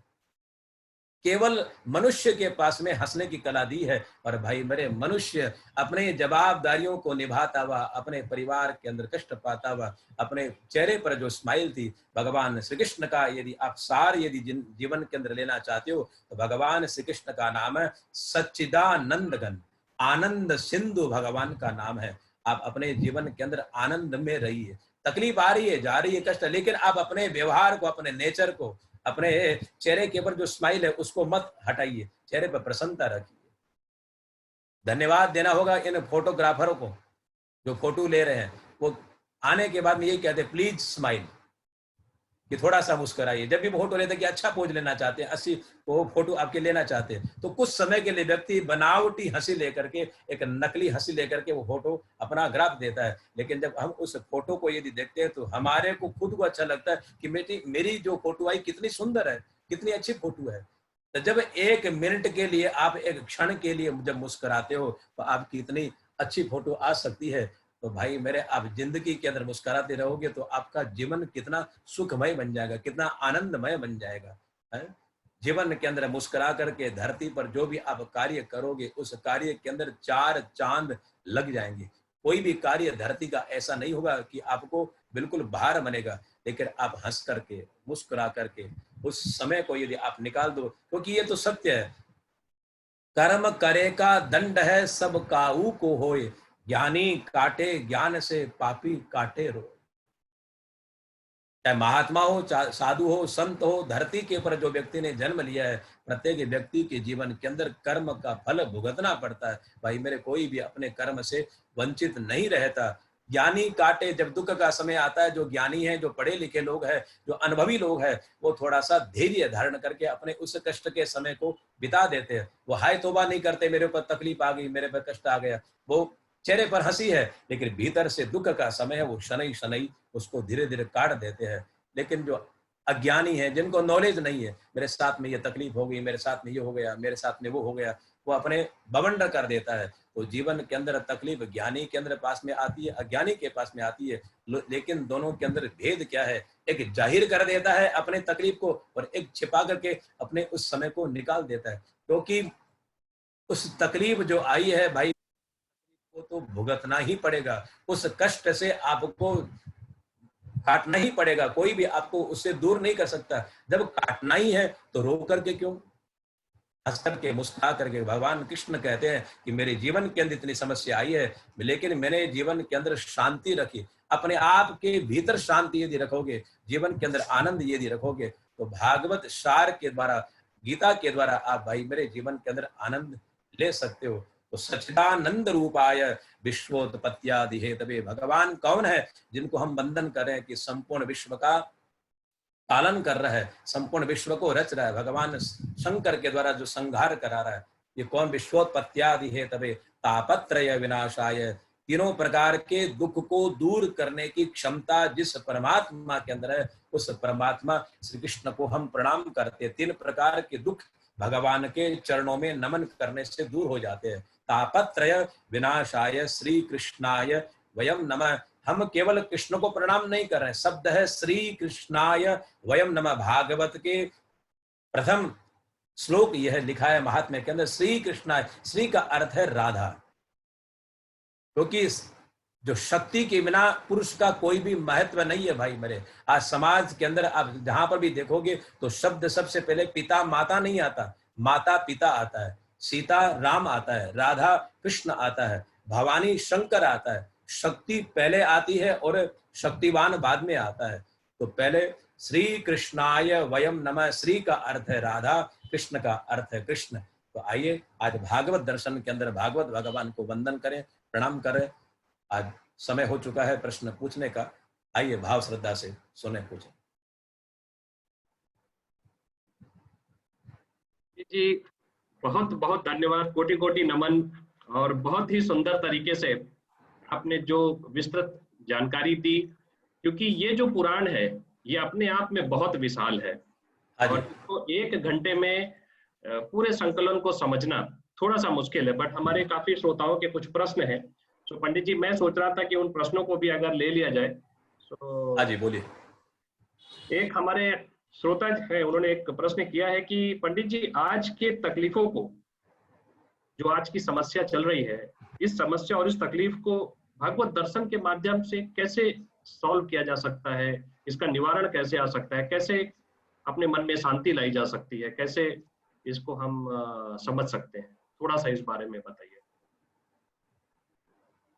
समस्याएं विकट है, समस्या बहुत गहरी है, तकलीफ ज्यादा है, लेकिन इस तकलीफ को दूर करने का रास्ता एक ही है कि हम जो भी मजहब से आप फॉलो करते हैं, उस जो धर्म के अंदर आपको बताया गया, भगवान का नाम लेना, ईश्वर को याद करना। क्योंकि ईश्वर को हम यदि अपने पास में महसूस करेंगे, ईश्वर को अपने नजदीक के अंदर देखेंगे, क्योंकि बार बार के अंदर न्यूज जो पढ़ रहे हैं, न्यूज पढ़ने से, सुनने से व्यक्ति के अंदर जो विचार आ रहे हैं, ये हो रहा है, वो हो रहा है, मन के अंदर एक भय व्यक्ति के अंदर प्रवेश कर चुका है। और अपने जो परमात्मा का, जो सुख का, जो परमात्मा का जो स्रोत है, व्यक्ति वहां से कमजोर हो रहा है।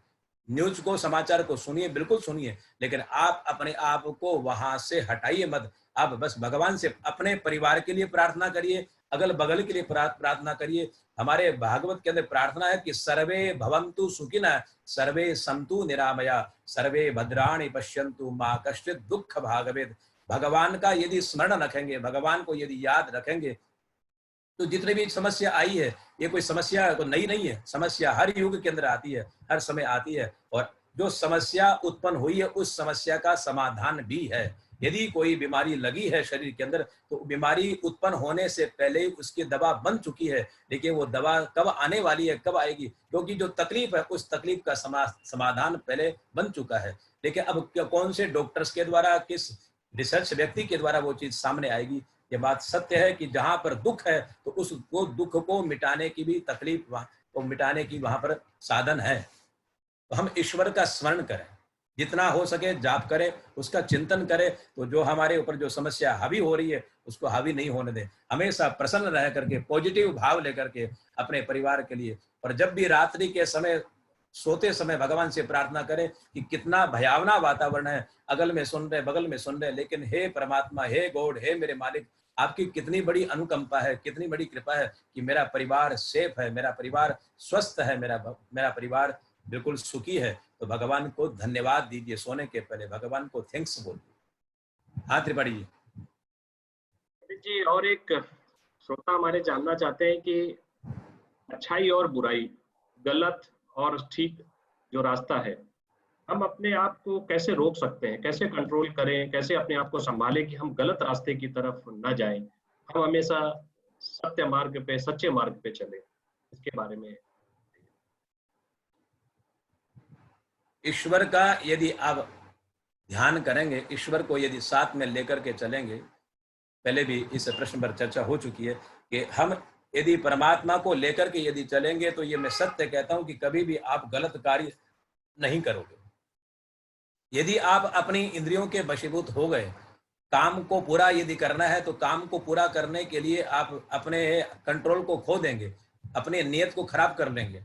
यदि नियत यदि खराब हो गई तो आप वो काम के चक्कर में चले जाओगे, क्रोध कर बैठोगे। तो जीवन के अंदर आप इन्हीं बुरी संगत से यदि बचना चाहते हो, अपने आप को कंट्रोल यदि करना चाहते हो, तो एक गीता के द्वारा, भागवत के द्वारा मैं आपको एक सूत्र देना चाहूंगा कि जब भी आपके मन में कोई भी गलत काम करने की इच्छा यदि आवे, उस समय आप जिस भी मजहब को फॉलो करते हो, उस अल्लाह को, उस गुरुद्वारे को, उस चर्च को, उस भगवान को एक बार याद करिए। और याद करने के बाद में यदि आपका मन यदि गवाही दे दे कि मुझे बुरा काम करना है तो कर लीजिए। लेकिन ये दावा है कि बुरा, जब बुरी नियत आपकी हो रही है, जब आपके अंदर कुविचार आ रहे हैं, गलत विचार आ रहे हैं, और गलत विचार के समय आपने उस गॉड को, ईश्वर को, भगवान को यदि याद कर लिया, आप बहुत बुराइयों से करने से बच जाओगे, नहीं कर पाओगे। क्योंकि भगवान को जब व्यक्ति भूलता है तब वो बुराई करता है, तब वो गलत कार्य करता है। और ईश्वर को यदि याद रखोगे तो कभी भी जिंदगी के अंदर बुराई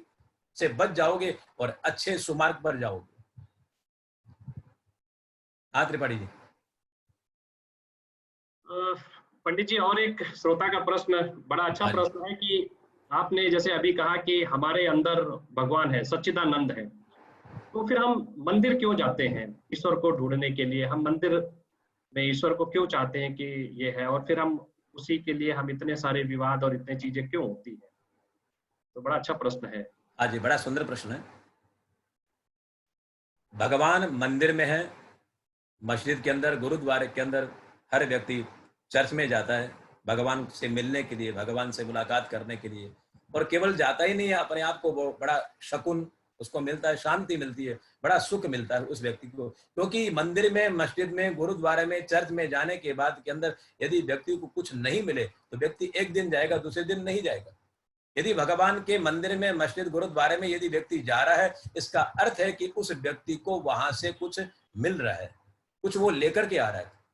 बड़ा दुख में, तकलीफ में जा रहा है, लेकिन जब वहां पर जाता है, हंसता हुआ चेहरा लेकर के बाहर निकलता है। लेकिन जब मंदिर में, मस्जिद में, गुरुद्वारे में जाता है तो कई तकलीफों को, कई कष्टों को लेकर के, दुख का मारा, गम का मारा वो वहां पर जाता है। लेकिन जब लौटता है प्रे करके, प्रार्थना करके, तो उसके चेहरे पर पॉजिटिविटी रहती है, उसके चेहरे के ऊपर एक सुंदर भाव रहता है। तो भाव कहाँ से आया? मंदिर से, मस्जिद से, गुरुद्वारे से, ये चर्च से आया।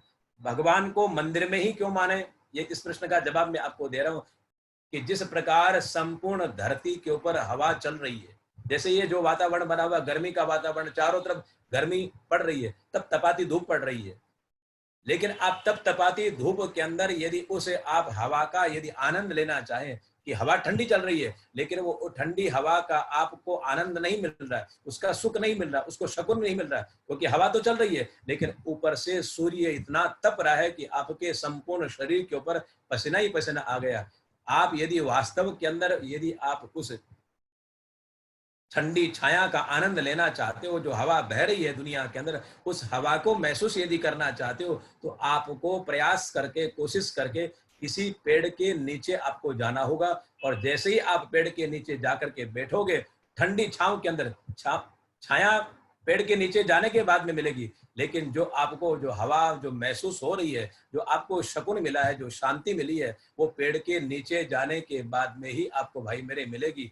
बाकी तो हवा चारों तरफ चल रही है, लेकिन चारों तरफ धूप ही धूप पड़ रही है। उसी प्रकार संपूर्ण जगत के अंदर परमात्मा व्याप्त है, भगवान सब जगह पर है, लेकिन कुछ जगह ऐसी है कि जहां पर भगवान का जाकर के बाद के अंदर वो महसूस होता है, जीवन के अंदर शांति मिलती है। और जहां पर शांति मिले उसी का नाम मस्जिद है, उसी का नाम चर्च है, उसी का नाम गुरुद्वारा है, उसी का नाम मंदिर है, कि जहां पर सुकून मिले। ये बात नहीं कि भगवान सब जगह नहीं है, पर भगवान के मंदिर में कब तक जाएं, कि जिंदगी भर तक भगवान के मंदिर में जाए, ये भी नहीं है।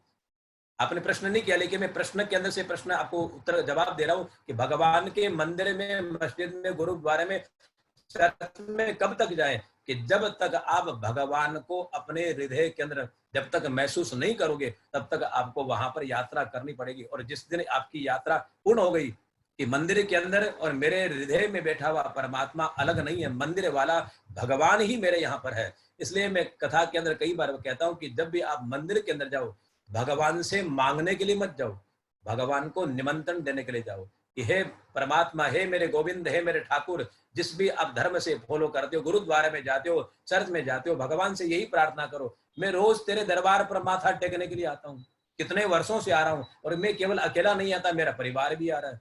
आप मेरे दरबार पर कब आओगे? जब भी भगवान के पास में जाओ, प्रे करके, प्रार्थना करके भगवान से कहो कि आप कब आओगे, आप कब आओगे। भगवान से मांगो मत, भगवान को मांगो, भगवान से कहो आप मेरे द्वार पर आओ, मेरे घर के ऊपर आओ। और ये कई बड़ी बड़ी बात नहीं है कि भगवान नहीं आते हैं, भगवान शबरी के यहाँ पर गए हैं, विदुर के यहाँ पर गए हैं, भगवान द्रौपदी के यहाँ पर गए हैं। जिन जिन लोगों ने भगवान को निमंत्रण हृदय के द्वारा दिया है, प्रेम के द्वारा भगवान को बुलाया है, भगवान वहां पर आए हैं। तो जब भी आप मंदिर में जाओ, मस्जिद में जाओ, भगवान से मांगने के लिए मत जाओ, भगवान को बुलाने के लिए जाओ। और जब भगवान ही आ गया, तो फिर आपको मंदिर, मस्जिद, गुरुद्वारा, चर्च में जाने की जरूरत नहीं पड़ेगी। और जब तक हमारे को वो चीज महसूस नहीं होती, जब तक हम हमारे पास में नहीं गए, तब तक मंदिर में, मस्जिद में जाइए, यात्रा करिए। हाँ त्रिपाठी जी। पंडित जी, एक बहुत ही प्रासंगिक प्रश्न आया है, क्योंकि सब परिवार ये लॉकडाउन के पोजीशन के बाद में हम सब लोग एक साथ एक जगह पर हैं, एक पूरा परिवार एक साथ है, लेकिन छोटी छोटी बातों को लेके, श्रोता का प्रश्न काफी अच्छा है कि छोटी छोटी बातों को लेके क्रोध आता है। सो इसको हम कैसे बस में करें, हमारे बच्चे को लेके या पति पत्नियों के बीच में लेके, तो इस समस्या से हम कैसे, मतलब सब एक साथ है, एक ही साथ हम लॉकडाउन में अंदर हैं, लेकिन छोटी छोटी बातों को लेके क्रोध आता है, हम नाराज हो जाते हैं, तो इससे कैसे बचा जाए, इसको कैसे कंट्रोल किया जाए? त्रिपाठी जी, प्रश्न बड़ा सुंदर है, बड़ा अच्छा प्रश्न है। और अभी जो चल रहा है, प्राय करके जिन्होंने पूछा उनके लिए नहीं है, प्राय करके ये सबके घर में ये समस्या आ रही है। बच्चे कोई टीवी देख रहा है, किसी ने वॉल्यूम आवाज ज्यादा कर दी, कोई सीरियल देख रहा है, कोई मोबाइल पर देख रहा है, हर व्यक्ति लगा हुआ है चारों तरफ। तो सबसे पहले गीता को मैं याद करूं, गीता के अंदर भगवान श्री कृष्ण ने दूसरे अध्याय का 22वां श्लोक भगवान ने कहा है, क्रोधाद भवति सम्मोहात, सम्मोहात स्मृति विभ्रम, स्मृति भ्रंशात बुद्धिनाशो, बुद्धिनाशात प्रणश्यति। धरती के ऊपर गृहस्थ आश्रम के अंदर क्रोध आना चाहिए, क्रोध आना जरूरी है। क्रोध कोई खराब चीज नहीं है त्रिपाठी जी, सबको आप मैं बताना चाहता हूँ, क्रोध खराब नहीं है, क्रोध बहुत अच्छी चीज है। लेकिन क्रोध आए तो क्षण भर के लिए आवे। कि जैसे बच्चा स्टडी नहीं कर रहा, बच्चा पढ़ाई नहीं कर रहा, बच्चा मान नहीं रहा है कि जो आप उसको कहलाना चाहते हो, लेकिन बच्चे के ऊपर आप क्रोध करिए, आंख निकालिए, थप्पड़ दिखाइए, लेकिन थप्पड़ दिखा रहे हो दूसरे को भयभीत करने के लिए, डरने के लिए, लेकिन आप भीतर से क्रोध मत करिए, भीतर से क्रोध नहीं आना चाहिए, भीतर से गुस्सा नहीं आना चाहिए। तो मैं कहना चाहूंगा कि क्रोध आवे कोई बात नहीं है, लेकिन एक बनावटी क्रोध, कि आपने चेहरा बना लिया कि पति पत्नी में कुछ विवाद हो गया तो चेहरा बना लिया बनावटी कि मैं तेरे से गुस्सा हूं, लेकिन अंदर से गुस्सा मत होइए। चेहरे पर आप हाव भाव को प्रकट कर दीजिए, सामने वाले व्यक्ति को रियलाइज करा दीजिए कि गुस्सा आ रहा है, लेकिन वो गुस्सा आपके लिए कभी भी दुखदायी नहीं होगा। गुस्सा करना बुरी बात नहीं है, लेकिन बनावटी गुस्सा करिए और दिखावे के लिए गुस्सा करिए कि सामने वाले पर आपके गुस्से का असर हो जावे, लेकिन आप पर उस गुस्सा का असर नहीं हो। हम जैसे हैं वैसे के वैसे बने रहें तो आपकी जीत है। तो मैं एक ही कहना चाहूंगा कि इस समय हमारा जो रिमोट जो कंट्रोल है, हम अपने आप का रिमोट कंट्रोल अपने पास में रखें। कोई भी संसार का व्यक्ति आकर के आपको कोई रुला सकता है, कोई आपको हंसा सकता है, कोई आपको क्रोध करा सकता है, कोई आपको व्यथित कर सकता है। आप अपने आप को यदि मालिक बनाना चाहते हो, अपने आप को सेठ मानना चाहते हो, यदि आप अपने आप को बिल्कुल शक्तिशाली मानना चाहते हो, तो सबसे पहले ये मन में विचार करिए, कोई मुझे क्रोध नहीं दिला सकता। जब तक मैं क्रोध नहीं करूंगा कोई मुझे व्यथित नहीं कर सकता। लेकिन हमने अपना रिमोट कंट्रोल अपने पास में नहीं रखा है भाई मेरे, अपनी पत्नी को दे रखा है, पुत्र को दे रखा है, नौकर को चाकर को दे रखा है, कि जब भी वो रिमोट बटन दबाता है, कोई काम के दबाता है, कोई क्रोध के दबाता है, कोई किसी के दबाता है, और आपको व्यथित कर देता है। जिस दिन आप अपने आप के कंट्रोल कर लोगे कष्ट को, इस क्रोध को, उस दिन आप अपने आप को मालिक कहना कि मैं आज मालिक बन गया। क्रोध आ रहा है लेकिन क्रोध को आप जीत करके बैठे हो। और एक गृहस्थ आश्रम ही ऐसा, ये परीक्षा का समय है भाई मेरे। भागवत का दर्शन आज मेन चैप्टर रखा गया, भागवत दर्शन। तो भागवत का 5वां स्कंद, पंचम स्कंद जिसको कहते हैं, जड़ भरत जी महाराज ने ऋषभ देव के जो पुत्र हैं जड़ भरत जी, उनके जो पिता है ऋषभ देव जी महाराज, जो तीर्थंकर है जैन संप्रदाय के, उन्होंने अपने पुत्रों को उपदेश किया है कि गृहस्थ आश्रम के अंदर व्यक्ति रह करके अपने आप को मजबूत बना सकता है। तो हमारे को ये जो समय मिला है ना भाई मेरे, ये लॉकडाउन का, इसमें पत्नी भी साथ में है, पुत्र भी है, परिवार है। पहले हम अपनी जिंदगी शांति से जी रहे थे, बेटा कब आ रहा है, कब जा रहा है, बेटी क्या कर रही है, क्या नहीं कर रही, हम अपने काम से काम कर रहे थे। लेकिन इस वर्तमान समय के अंदर प्रत्येक व्यक्ति हमारे इर्द गिर्द है, हमारे मन के विपरीत कार्य होने के साथ में हमारे को गुस्सा आ रहा है। लेकिन ये स्थिति आपको मजबूत करने की स्थिति है। आप अपने क्रोध को कैसे रोक सकते हो, काम को कैसे रोक सकते हो, अपने मद को, लोभ को कैसे रोक सकते हो। तो इस समय ये जो परीक्षा की स्थिति है भाई मेरे, तो आप अपने आप को कंट्रोल करें। शनि शनि क्रोध करना चाहिए कि माता पिता उनको क्रोध करना अनिवार्य है, क्रोध करना जरूरी है। कि जैसे आप फैक्ट्री के अंदर यदि आप वर्कर के ऊपर यदि क्रोध नहीं दिखाओगे तब तक आपका काम कंट्रोल में नहीं होगा, क्योंकि बिना क्रोध किए बिना संसार का कोई भी कार्य नहीं चलेगा। लेकिन वो क्रोध केवल सामने वाले के ऊपर असर हो जावे, ऐसा क्रोध करना, आंखें चढ़ा करके, दांतों को चबा करके सामने वाले के ऊपर बिल्कुल हावी पर हो जाना कि वो बहुत क्रोधित हो गए, बहुत उनके अंदर वो तकलीफ हो रही है। लेकिन आप भीतर से शांत रहें। आप भीतर से यदि क्रोध के अंदर चले गए तो बीपी लो हो जाएगा, कुछ आपको डायबिटीज बढ़ जाएगी, नाना प्रकार की तकलीफ बढ़ जाएगी। तो इस समय परीक्षा की घड़ी है। चारों तरफ से आप मन के अंदर विचार करें कि कोई मुझे तकलीफ यदि देना चाहे तो तकलीफ नहीं दे पाएगा, क्योंकि मैं आनंद स्वरूप हूँ, मैं अंदर से आनंद लेकर के बैठा हूँ। यदि आप व्यथित हो गए, यदि किसी के द्वारा यदि आपने नाचना शुरू कर दिया, तो आप मन के अंदर कंट्रोल करिए कि मेरा रिमोट मेरे पास में नहीं है और मैं रिमोट अपने पास में रखूंगा। यदि इस भाव को लेकर के आप बैठे रहे तो मन में जो समस्या आई हुई है समस्या हट जाएगी। पंडित जी, एक बहुत ही अच्छा प्रश्न है। एक श्रोता जानना चाहते हैं कि जैसे आपने कहा कि हमको रचयिता ईश्वर है, हमारा पालनहार ईश्वर है, तो फिर आज इस कोरोना के संकट में हम निर्भर हैं साइंटिस्ट के ऊपर, वैज्ञानिकों के ऊपर और बहुत सारे रिसर्च के ऊपर। तो ईश्वर ऐसा कुछ क्यों नहीं करता कि हमको इस तकलीफ से हमको बाहर निकाले, या हमको यहाँ से कुछ ऐसा करे हमारे लिए कि हम सब, पूरी दुनिया में सारे लोग हम इससे बाहर आ जाएं। सो ये क्या है, मतलब ये भगवान की कौन सी महिमा है, या कौन सा ऐसा ये है कि इससे कैसे बाहर आ सकते हैं?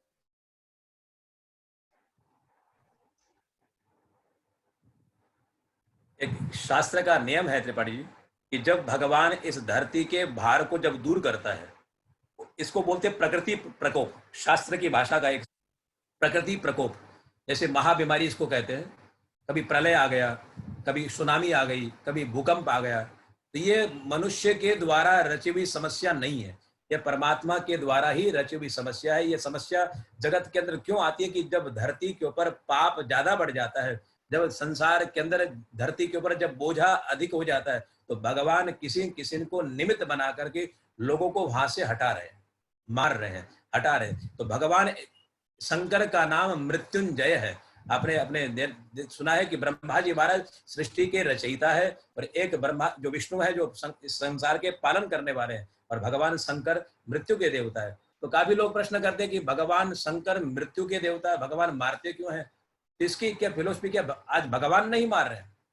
भगवान के अंदर यदि मार भी रहे हैं, यदि आज इसे कोरोना वायरस के द्वारा जो लोग मर रहे हैं, उसके अंदर भगवान का आदेश है, भगवान की वो स्थिति है कि जिस प्रकार एक किसान जमीन के अंदर बीज डालता है और बीज डाल करके आकाश मार्ग की तरफ देखता है कि बदल आवे, बरसात यदि होगी तो फसल अच्छी होगी।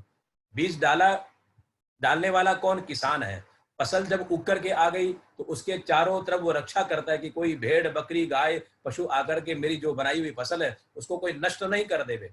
लेकिन सब कुछ होने के बाद के अंदर जन्म भी फसल को देने वाला किसान है, पालन पोषण करने वाला, रक्षा करने वाला भी किसान है। लेकिन जब वो फसल पक जाती है, फसल को पकने के बाद के अंदर वो किसान उसको अपने ही हाथ के द्वारा काट देता है। काटने में उसको संकोच नहीं होता। भगवान दीन दयालु है, भगवान प्रेमी है, भगवान के हृदय में कहीं पर भी भेदभाव नहीं है। लेकिन संसार का ऐसा नियम है कि जो फसल लगाई गई है जब तक वो पके नहीं तब तक उसका संरक्षण करते हैं, और जब फसल पक जाती है तो उसका भगवान किसान का रूप लेकर के काट देते हैं। तो उसी प्रकार जगत के अंदर जब ये समस्याएं आती है तो भगवान भक्षक बनकर के आता है। और भगवान, ये बड़ी जो समस्या है कि जो साइंटिस्ट लोगों को ये रिसर्च के द्वारा दवा क्यों नहीं मिल रही है, क्योंकि जब तक भगवान का ये कार्य नहीं होगा, जब तक भगवान ने जो सोच रखा है कि यह आंकड़ा धरती का जो बड़ा हुआ है जब तक भारपूर्ण नहीं होगा भाई मेरे, तब तक किसी वैज्ञानिक की बुद्धि काम नहीं करेगी। क्योंकि भगवान एक, हमारे दुर्गा सप्तशती के अंदर श्लोक आता है, या देवी सर्वभूतेषु बुद्धि रूपेण संस्थिता नमस्तस्यै नमस्तस्यै नमस्तस्यै नमो नमः। बुद्धि रूप बनकर के जो शारदा माँ है, वो साइंटिस्ट हो चाहे वैज्ञानिक हो, अपने चाहे बड़ा विद्वान हो, जब तक भगवान की प्रेरणा नहीं मिलेगी तब तक वो रिसर्च के द्वारा वो प्रकरण बाहर नहीं आता। जी, बहुत सारे प्रश्न आ रहे हैं और समय का भी अभाव है, तो एक दो प्रश्न हम आपसे और लेंगे चलते चलते, क्योंकि समय भी इजाजत नहीं दे रहा है।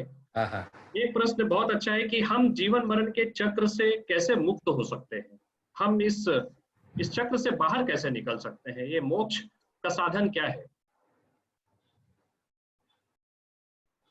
जीवन के चक्र से यदि बंधन से मुक्त यदि आप अपने आप को करना चाहते हैं, आवागमन से चक्र, एक आदि शंकराचार्य जी हमारे भारतीय संस्कृति में वे हैं, उन्होंने एक श्लोक लिखा है, पुनरपि जननम पुनरपि मरणम पुनरपि जननी जठरे शयनम भज गोविंदम भज गोविंदम गोविंदम भज मूढ़मते।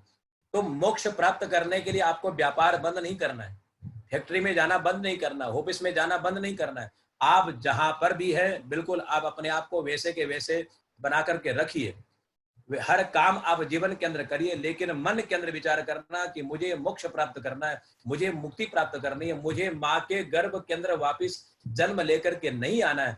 यदि आपके मन के अंदर ये हमेशा ये प्रश्न चलेगा कि मुझे नहीं आना है, मुझे इस बार भगवान के पास में चला जाना है, मुझे वापस जन्म नहीं लेना, यदि आपके मन में यदि भूख रहेगी तो उस भूख के कारण आपको जन्म लेना नहीं पड़ेगा। उसका उपाय क्या है कि परिवार को नहीं छोड़ना, व्यापार को नहीं छोड़ना, आप जहां पर भी रह रहे हो ईश्वर का रूप मान करके, ईश्वर की सेवा मान करके कि भगवान ने मुझे जवाबदारियां दी है कि पत्नी का पालन करना, पोषण करना, बच्चों को खुश रखना, व्यापार करना, उनके लिए मकान की व्यवस्था करनी, ये भगवान ने मुझे कार्य सौंपा है।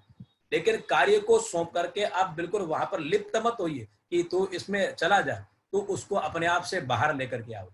किसके द्वारा? ध्यान के द्वारा, योग के द्वारा, समाधि के द्वारा, पूजा के द्वारा, पाठ के द्वारा, जो भी आपके पास में मार्ग है गुरु के द्वारा बताया हुआ, उस मार्ग के द्वारा आप व्यापार से, परिवार से, सबको आप सेट कर दीजिए।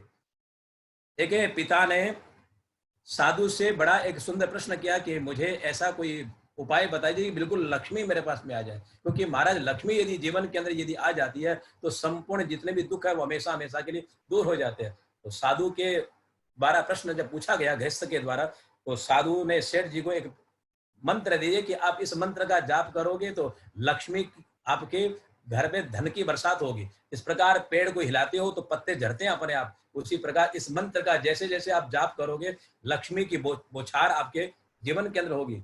और सेठ जी ने लक्ष्मी का मंत्र का जाप चालू कर दिया और इतनी लक्ष्मी आने लगी, व्यापार आने लगा। 5 बच्चे थे सेठ जी के, 5 बच्चों को उन्होंने सेट कर दिया। लेकिन उनकी थिंकिंग क्या है, 5 बच्चों को सेट करने के बाद के अंदर जब मुझे समय मिलेगा मैं स्वयं सेट होकर के भगवान का भजन करूंगा, मोक्ष प्राप्त करूंगा, मुक्ति प्राप्त करूंगा, क्योंकि सबको सेट कर दूंगा, उसके बाद में मेरे जीवन में कोई भी कार्य नहीं है। लेकिन समस्या कहाँ बढ़ गई कि जितने भी सेट थे, सोफा सेट है, टी सेट है, किचन सेट है, टीवी सेट है, जितने भी सेट हमारे गृहस्थ आश्रम के अंदर यूज होते हैं, सबको उसने सेट कर दिया। लेकिन आखिरकार अंत के अंदर रिजल्ट क्या निकला कि जो सेठ जी सबको सेट कर रहे थे, सबको सेट करके कि खुद अब सेट होकर के बैठ गए। आज उसके जीवन में ये कमी है, आज उसके जीवन में ये अभाव है, आज इसके जीवन में ये समस्या है। तो भाई मेरे जीवन के अंदर समस्या का समाधान आपके पास में नहीं है। आप अपने आप को मुक्ति दिलाना चाहते हो, संसार के भव बंधन से यदि आप अपने आप को हटाना चाहते हो, उसका सीधा सरल एक ही उपाय है कि आप ध्यान के द्वारा, पूजा के द्वारा, पाठ के द्वारा समय समय पर अपने को अपने पत्नी से, परिवार से, व्यापार से कुछ समय के लिए दूर रोज करिए। 5 मिनट के लिए, 2 मिनट के लिए शनि शनि प्रयास करिए। 1 घंटा, आधी घंटा ध्यान में जब भी बैठो, हनुमान चालीसा की अंतिम कड़ी है। मैं बताऊं, आप शायद हनुमान चालीसा सब लोग प्राय करके करते हैं। पवन तनय संकट हरन मंगल मूर्ति रूप, राम लखन सीता सहित हृदय बसऊं सुरभूप। संकट शब्द गोस्वामी जी महाराज ने हनुमान चालीसा को जब पूर्ण करने लगे, समाप्ति करने लगे, एंड करने लगे, तो वहां पर संकट शब्द का प्रयोग किया है। बाकी संकट शब्द हनुमान चालीसा में कई बार आया है। तो संकट शब्द जितनी बार आया है हनुमान चालीसा में, उतने ही उसके अलग अलग भिन्न भिन्न अर्थ है, अलग अलग उसके मीनिंग है। लेकिन यहाँ पर जो संकट शब्द मैं बता रहा हूँ, पवन तनय संकट हरन मंगल मूर्ति रूप, राम लखन सीता सहित हृदय बसऊं सुरभूप। हनुमान जी महाराज के चरणों के अंदर वंदन कर रहे हैं कि हनुमान जी महाराज मेरे संकट को दूर करिए। गोस्वामी जी महाराज से पूछा गया कितनी बार संकट को दूर कराओगे? ये संकट करो, दूर करो, ये संकट, परिवार का संकट, व्यापार का संकट, हर संकट मैंने तुम्हारा दूर कर दिया। तब गोस्वामी जी महाराज ने कहा कि महाराज ये मेरे जीवन का अंतिम संकट है, इस संकट को आप दूर कर दिए। बोलो कौन सा संकट? कि पवन तनय संकट हरन मंगल मूर्ति रूप। जब मैं आपका स्मरण करने के लिए बैठूं, जब भगवान का भजन करने के लिए बैठूं, तो मुझे पत्नी की याद नहीं आवे, बच्चों की याद नहीं आवे, परिवार की, मित्रों की, फ्रेंड की, संसार की किसी बात की मुझे याद नहीं आवे। जीवन के अंदर सबसे बड़ा संकट कौन सा? कि भगवान का पूजा करते समय, पाठ करते समय जिन बातों को हम याद करना नहीं चाहते, उन बातों की जरूर याद आती है। कब आती है? कि जब पाठ करने के लिए बैठे, पूजा करने के लिए बैठे, उतने समय तक आपको याद नहीं आएगी, लेकिन भूली हुई, बिसरी हुई बातें आपको याद आएगी। तो जीवन के अंदर, लाइफ के अंदर सबसे बड़ा संकट वही है। तो आप अपने आप को यदि मुक्त करना चाहते हो, तो भाई मेरे प्रयास करना इस संकट से मुक्त करने के लिए। 2 मिनट के लिए पत्नी को, परिवार को, बच्चों को भूल करके परमात्मा से अपने आप को जब जोड़ोगे, शनि शनि अपने ध्यान को, पूजा पाठ का समय बढ़ाइए, ईश्वर से जोड़ने का प्रयास करें और संसार